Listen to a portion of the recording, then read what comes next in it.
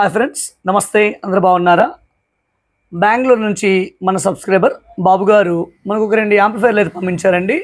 ఒకటి analogue amplifier, రెండోది digital amplifier. ఈ 2 యాంప్లిఫైర్లో కాంపోనెంట్ యూజ్ చేసి ఫ్రంట్ ప్యానలు, అదేవిధంగా cabinet, Astor remote kit use చేస్తూ ఒక యాంప్లిఫైర్ చేసి ఇమ్మన్నారండి. 7.1 ఛానల్ యాంప్లిఫైరు. సో యాంప్లిఫైర్లు అయితే ఓపెన్ చేశాను నేను. ఓపెన్ చేస్తే అందులోని 24/0 5 యాంప్ హెచ్డి ట్రాన్స్ఫర్ కాదండి, ఎల్డిఆర్ ఎస్డి ట్రాన్స్ఫర్ వాడారు. అది కాపర్ కాదు, అల్యూమినియం మిక్స్డ్ ట్రాన్స్ఫర్స్ వాడారు. ఆ లోపల ఎస్టీకి ఐసీ బోర్డులు వాడారండి. అయితే బాబు గారికి ఫోన్ చేశాను, అయ్యా ఇప్పుడు మనం వేసే రిమోట్ కిట్ ప్రైస్ ఎక్కువ, దట్టు మన క్యాబినెట్ ఫ్రంట్ ప్యానల్ మార్చాలంటున్నారు, సర్వీస్ ఛార్జ్ ఎక్కువైపోతుంది, అందులోపల వాడే కాంపోనెంట్స్ అయితే ప్రాపర్గా లేవు. మనమైతే 7294 LM3866 లేదంటే మాస్ఫెట్ బోర్డులు వాడతాము. సబ్కి కుమార్ ఆడియో బోర్డ్స్ ఎక్కువగా నేను ప్రిఫర్ చేస్తాను. మరి లోపల కాంపోనెంట్ యూజ్ చేస్తూ ఈ ప్రైస్ పెట్టుకోవడం అవసరమా అని అడిగాను. అని ఏమంటారంటే, సార్ నేను ఇది తిరుపతిలో చేయించానండి, నా యాంప్లిఫైర్ నాకు పంపించేసేయండి, వాళ్ళకి నేను రిటర్న్ చేస్తాను, నేను చూసుకుంటాను. మీరేం చేస్తారంటే మీరు చేసే విధానంలో ఒక యాంప్లిఫైర్ చేసి పెట్టండి. నా దగ్గర సరౌండ్ స్పీకర్లు అయితే ఉన్నాయండి, జిప్ కంపెనీ 8 ఇంచ్ స్పీకర్లు ఉన్నాయి. సో నేను సరౌండ్ ఛానల్కి అయితే వాడేస్తాను, అంటే SLSR RLRRకి వాడుకుంటాను.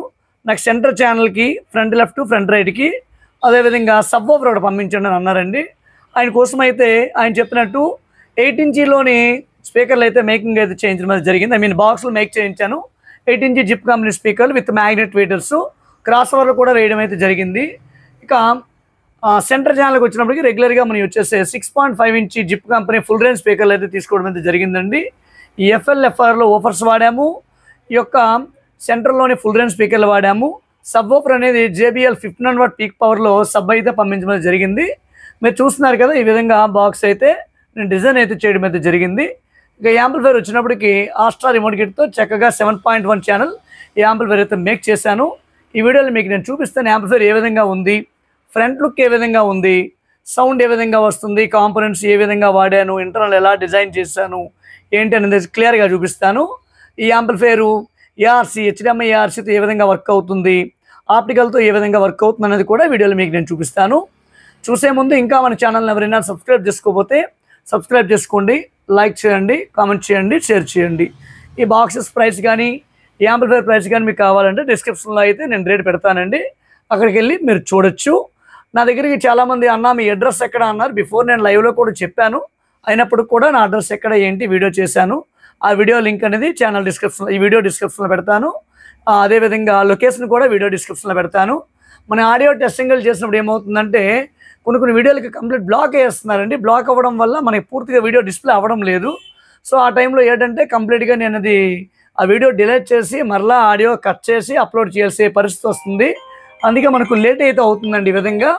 సో ఇప్పుడు ఏం చేస్తున్నానంటే, ఒకవేళ ఏవైనా ఆడియోకి కాపీరైట్ క్లెయిమ్లు అడిగిన పడ్డాదంటే ఆ ఆడియోకి సంబంధించి ఆ వీడియో అనేది మీకు ఇన్స్టాగ్రామ్లో పోస్ట్ చేస్తాను.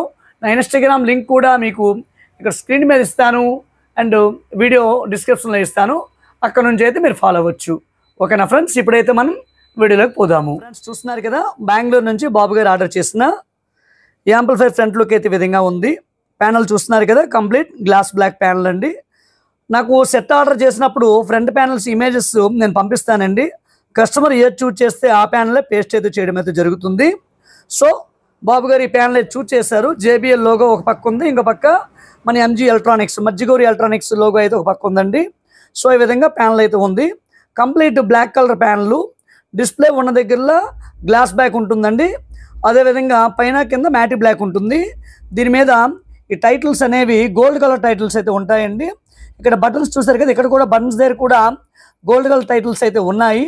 ఒకవేళ రిమోట్ పోయిన బటన్స్ త్రూ మనం ఆపరేట్ అయితే చేసుకోవచ్చు. సో కంట్రోల్ అయితే సిల్వర్ కలర్ కంట్రోల్స్ అయితే తీసుకున్నాము. ఆ control back side blue colour light అయితే ఇవ్వడం అయితే జరిగింది. మనకి చీకటి పూట ఈ లైటింగ్ ఎక్కువ అయిపోయి డిస్టర్బెన్స్ అవ్వకుండా ఉంటుందండి, ఎందుకంటే లైటింగ్ కూడా మనం తగ్గించి అయితే ఇవ్వడం అయితే జరిగింది.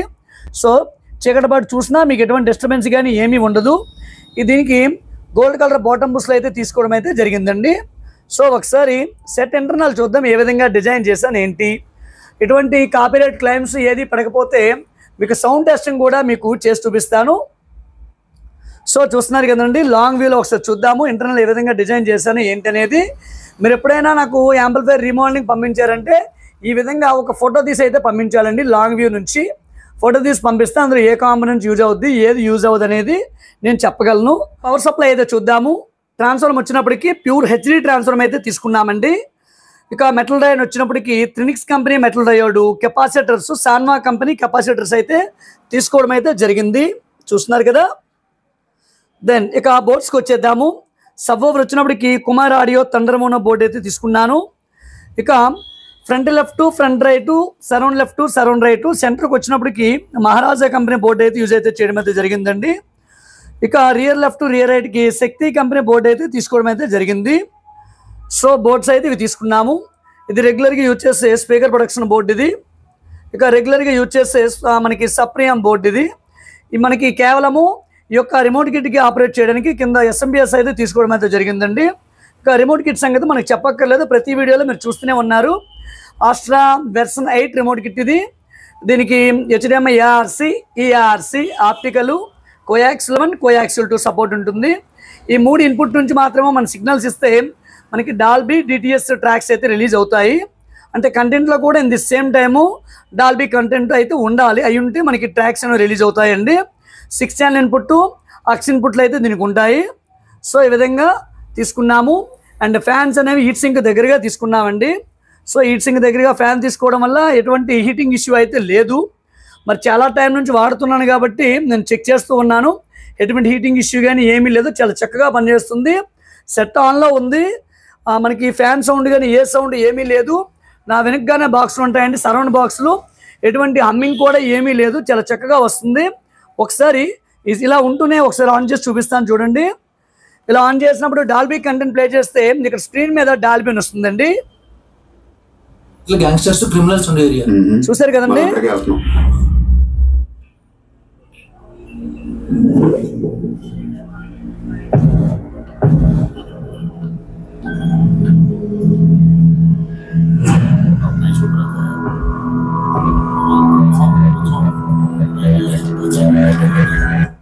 ఫ్రెండ్స్ ఒకటైతే నేను క్లియర్గా చెప్పగలను, ప్రాపర్ కంటెంట్ ప్లే చేస్తే మీకు పక్కా ఒక థియేటర్ ఫీల్ అయితే మాత్రం ఉంటుందండి. అందులో ఎటువంటి డౌట్ లేదు. అక్కడ కొత్త సినిమా కావచ్చు, పాత సినిమా కావచ్చు, కంటెంట్ అనేది మాత్రము ప్రాపర్ 6 ఛానల్ కంటెంట్ ప్లే చేస్తే మాత్రము ఖచ్చితంగా థియేటర్ ఫీల్ ఉంటుంది. సో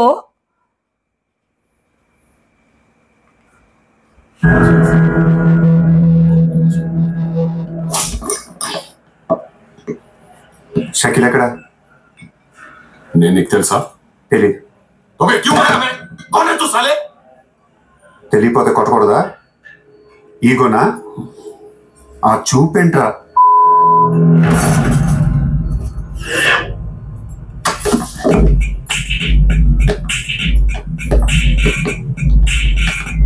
लफड़े झगड़े में बहुत खुशी मिलती है तुझे। कितना हिम्मत है तेरे पास, डोंगरी में आके आप लोग को धमकी दे रहा है।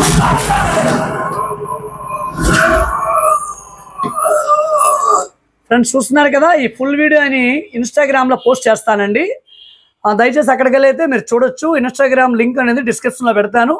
ఇంకా ఇన్స్టాగ్రామ్ని ఫాలో అవ్వకపోతే ఇన్స్టాగ్రామ్ని ఫాలో అవ్వండి.